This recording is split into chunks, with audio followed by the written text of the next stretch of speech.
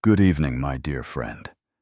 As this day comes to an end, and the gentle darkness wraps around us like a warm blanket, I want you to know that you are not alone in this quiet moment. I too feel the weight of this day settling on my shoulders, the accumulation of hours filled with decisions, conversations, and countless small moments that have brought us here to this sacred time of night. The lights are dimmed now, aren't they? The world outside your window has grown still, and somewhere deep inside your chest, you can feel your heart beginning to slow its hurried pace. This is exactly where God wants to meet us tonight, in this tender space between the busyness of today and the promise of tomorrow. Before we begin this journey together, I'd love to know where you're joining me from tonight. Are you watching from your cozy bedroom? Perhaps sitting on the edge of your bed? Maybe you're in your living room, finding a quiet corner where you can breathe and be still. Take a moment to hit that like button if this prayer is already speaking to your heart.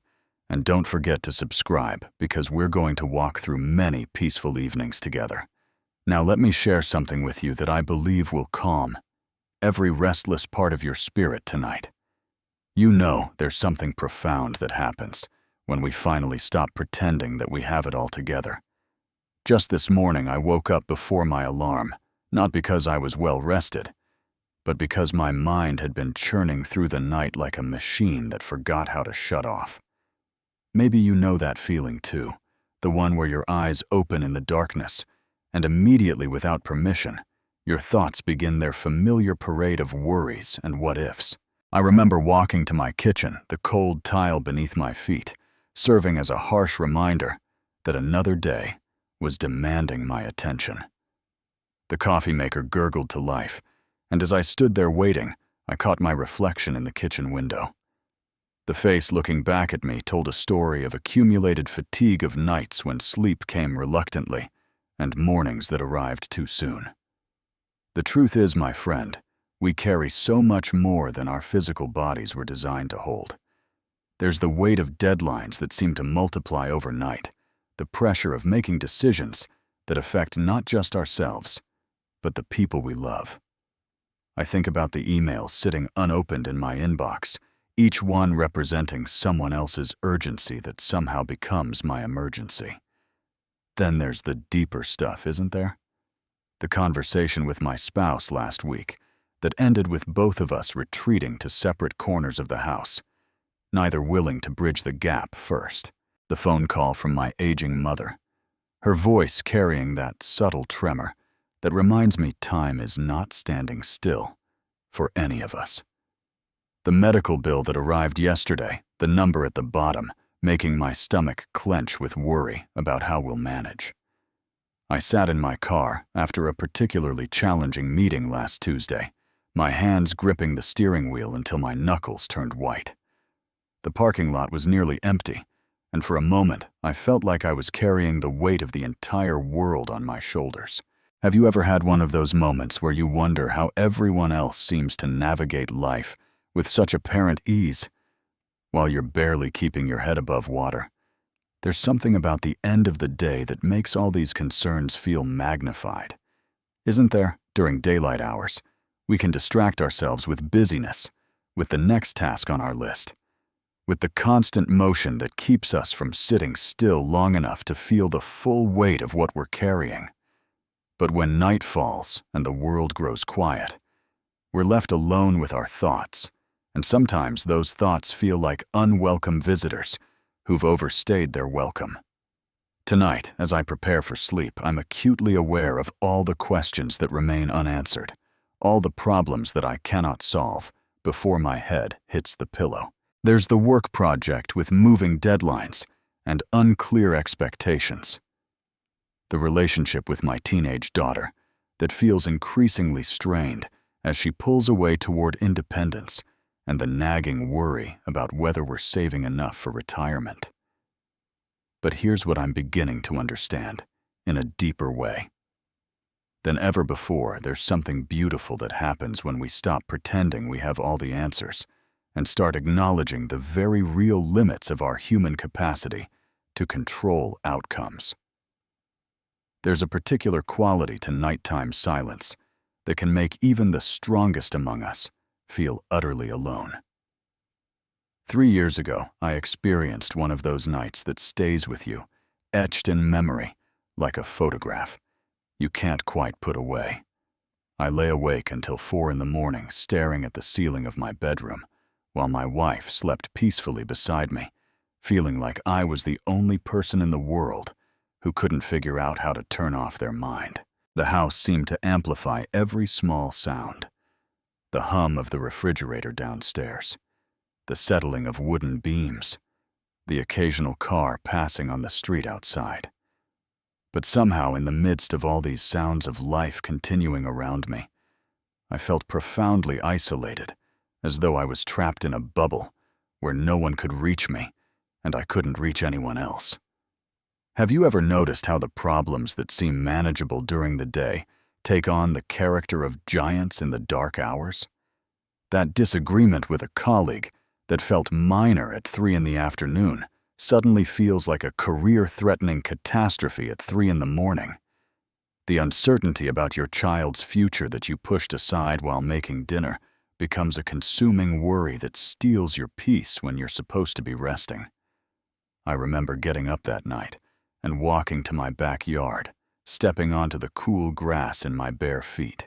The moon was almost full, casting long shadows across our small garden, and when I looked up at the sky full of stars, I was struck by how small and insignificant I felt in the vast expanse of the universe. Here I was, one person, with my particular set of worries, standing under a canopy that stretched further than my mind could comprehend. In that moment, I felt what I can only describe as cosmic loneliness, the sense that my problems were simultaneously enormous to me and microscopic in the grand scheme of things. It's a peculiar feeling, isn't it? The way our personal struggles can feel all-consuming, while we're also aware that billions of other people are facing their own battles, their own sleepless nights, their own moments of feeling overwhelmed and under-equipped. Sometimes when I pray during these dark hours, I have to be honest and admit that it feels like my words are bouncing off the ceiling, returning to me, unanswered and unheard. Have you ever had that experience where you pour your heart out to God, and the silence that follows feels more deafening than comforting? Where you wonder if your prayers are making their way past the boundaries of your own worried mind? There's a particular vulnerability that comes with nighttime, when all the armor we wear during the day gets set aside, and we're left with just ourselves and our unedited thoughts. No phone calls to make, no meeting to attend, no distractions to help us avoid the deeper currents of concern that run through our lives like underground rivers. But I've come to believe that these moments of feeling utterly alone are not punishment or abandonment.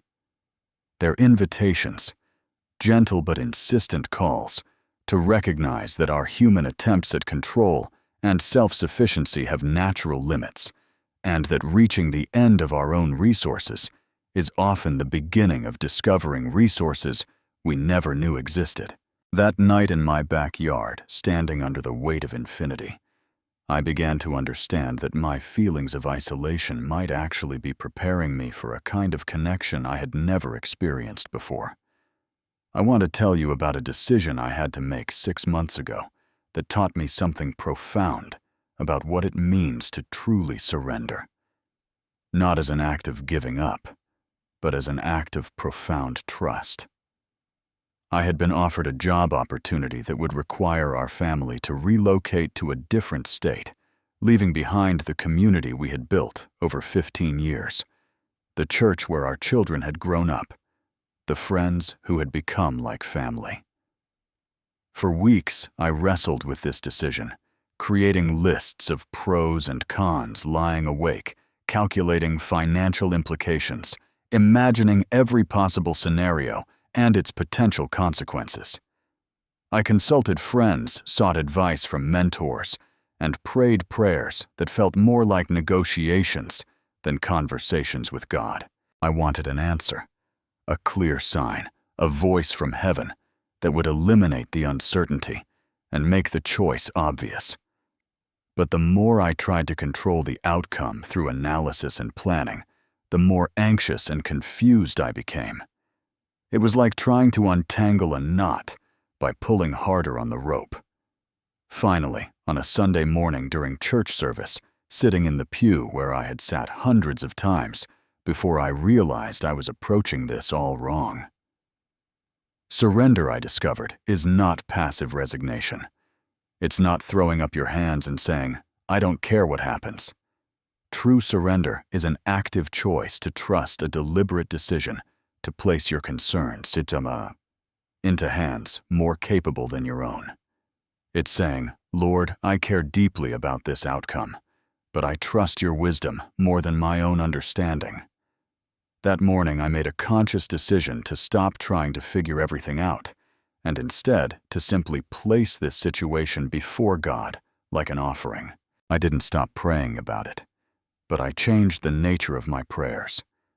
Instead of asking for specific outcomes, I began asking for peace with whatever outcome God deemed best. "Jehovah Jireh," I whispered, "you are the God who sees what I need before I even ask. You know the financial pressures we face, the concerns I have about my children's adjustment, the fear I carry about leaving the familiar. I place all of this into your hands." "Jehovah Rapha," I continued, "you heal not just physical ailments, but broken hearts and anxious minds. I surrender my need to have all the answers right now. Heal my compulsion to control every detail and help me trust your timing." "Jehovah Shalom, your peace surpasses all understanding. I choose to rest in your peace rather than in my own ability to predict and prepare for every possibility." As I spoke these words not just with my mouth, but with my heart, something shifted inside me. I felt my shoulders drop, my jaw unclench, my breathing deepen. It was as though I had been carrying a heavy backpack for so long that I had forgotten what it felt like to walk without that weight, and suddenly someone had gently lifted it from my shoulders. The interesting thing is that the circumstances hadn't changed. The job offer was still there. The decision still needed to be made. The uncertainty was still real. But my relationship to that uncertainty had been transformed. Instead of fighting against the unknown, I found myself able to rest in it, trusting that whatever path opened up would be the right one, because I was no longer walking it alone. This is what surrender looks like, not the absence of caring, but caring held within trust. Not the absence of preference, but preference held within acceptance. Not the absence of action, but action guided by peace rather than panic. But how do we know God is truly here when we cannot see Him? When His voice seems quieter than the noise in our own minds? When His presence feels more like hope than certainty? This question has followed me through many seasons of faith, and I want to share with you what I've discovered about recognizing God's presence in the ordinary moments of our lives. Last month, I woke up earlier than usual on a Saturday morning before the rest of my family had stirred. I made my coffee and stepped onto our back porch, still in my pajamas and slippers. The world was draped in morning dew, and as the first rays of sunlight hit our small garden, I watched droplets of water clinging to every blade of grass, every petal of the flowers my wife had planted along the fence. It struck me that while I had been sleeping, God had been working. He had painted this intricate masterpiece of moisture, and light had orchestrated the precise temperature and humidity that created this temporary gallery in our backyard. Not one drop of dew was out of place. Not one reflection of sunlight was accidental. The God who held the universe in His hands had also paid attention to the smallest details of beauty in my own small corner of the world. God's presence, I'm learning, is often revealed in these subtle signatures, these gentle confirmations that we are not alone in our daily experiences. It's the phone call from a friend that comes exactly when you need encouragement, even though they had no way of knowing you were struggling. It's the parking space that opens up just when you're running late and feeling overwhelmed. It's the unexpected refund check that arrives the same week an unexpected bill threatens to throw off your budget. But perhaps even more profound than these external signs are the internal shifts that happen when we begin to pay attention to how God works within our own hearts and minds. Last year, during a particularly stressful period at work, I found myself waking up each morning with an inexplicable sense of calm, despite the chaos waiting for me at the office. I hadn't prayed specifically for this peace. It had simply appeared like a gift I didn't know I needed. There was the evening when my teenage son and I had been arguing more frequently than usual, both of us frustrated and hurt, when something softened in my heart during our conversation over dinner. Instead of defending my position or trying to win the argument, I found myself really listening to his perspective for the first time in weeks. The change wasn't dramatic or earth-shattering, but it was real, and it opened a door between us that had been closed for too long. I think about how God works while we sleep, how He uses these hours of rest to restore not just our physical energy, but our emotional and spiritual reserves as well. There have been nights when I've gone to bed feeling defeated by a particular challenge, my mind spinning with worst-case scenarios, and my heart heavy with discouragement. But morning has brought a different perspective, a renewed sense of possibility, ideas and insights that weren't available to me in my exhaustion. This is divine preparation at work, the way God uses time and rest, and the mysterious processes of sleep to rearrange our inner landscape, to prepare us for solutions we couldn't see when we were too tired to think clearly. His timing is perfect, even when it doesn't align with our impatience for immediate resolution. God's delays are not denials. They are divine preparations. The job interview that got postponed led to meeting the person who became a crucial mentor. The house that fell through in escrow saved us from a neighborhood that experienced flooding the following year. The relationship that ended despite our prayers for it to continue made space for the relationship that brought genuine happiness and compatibility.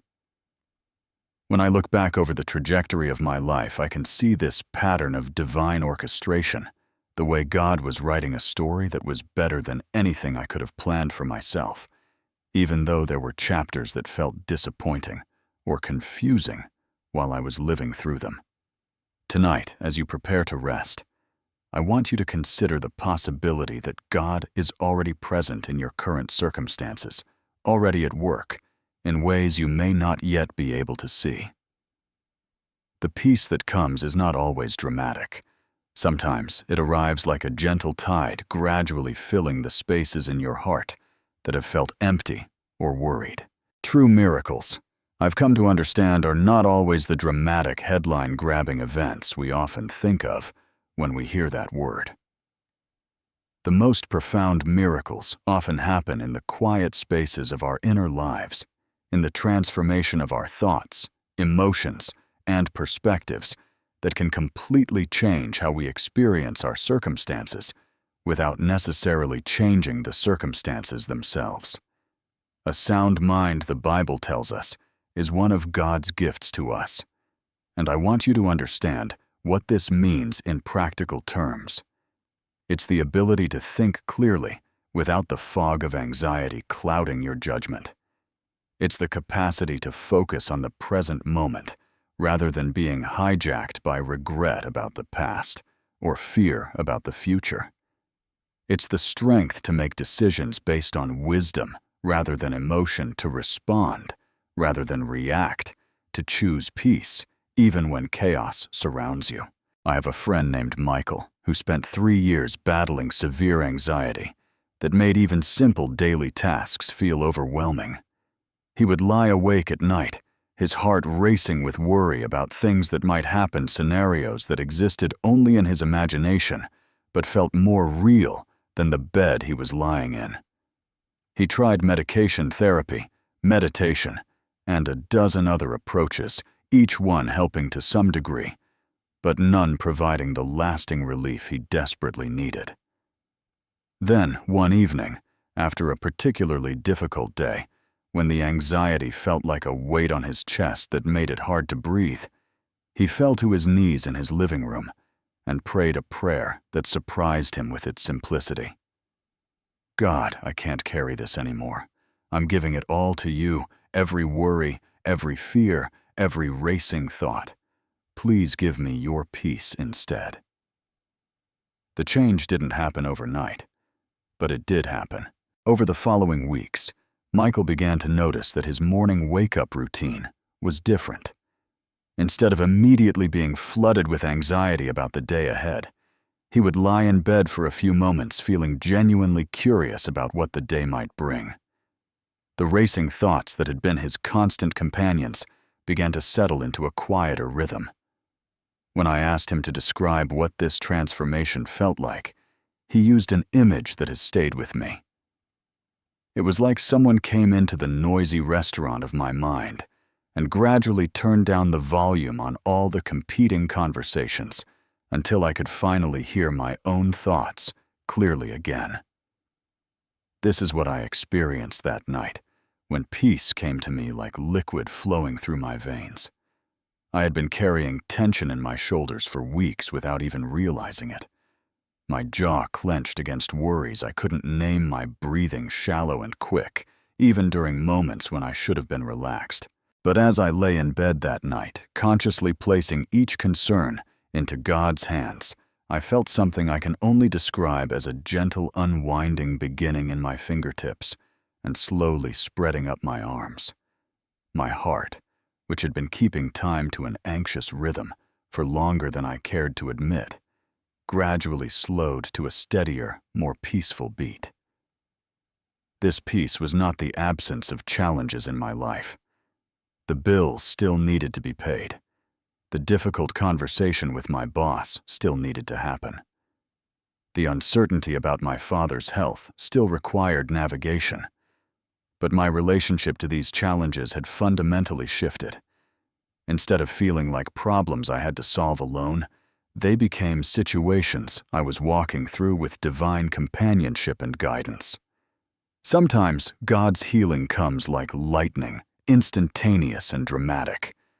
But more often in my experience, it comes like dawn, gradually illuminating a landscape that was there all along, but hidden in darkness. The miracle is not always the sudden disappearance of our problems. Sometimes, it's the sudden appearance of our ability to handle them with grace. I've learned to appreciate the journey of transformation rather than just longing for the destination of complete resolution. There's wisdom that comes only through the process of learning to trust day-by-day peace that deepens only through repeatedly choosing surrender over control. Strength that develops only by walking through challenges rather than around them. Tonight, as you feel the day's tensions beginning to release their hold on your body and mind, pay attention to this miracle of rest that is available to you. Notice how your breathing naturally deepens when you stop trying to manage every detail. Feel how your muscles relax when you consciously choose to trust rather than worry. This is divine healing happening in real time, the restoration of your spirit taking place in the quiet sanctuary of your own heart.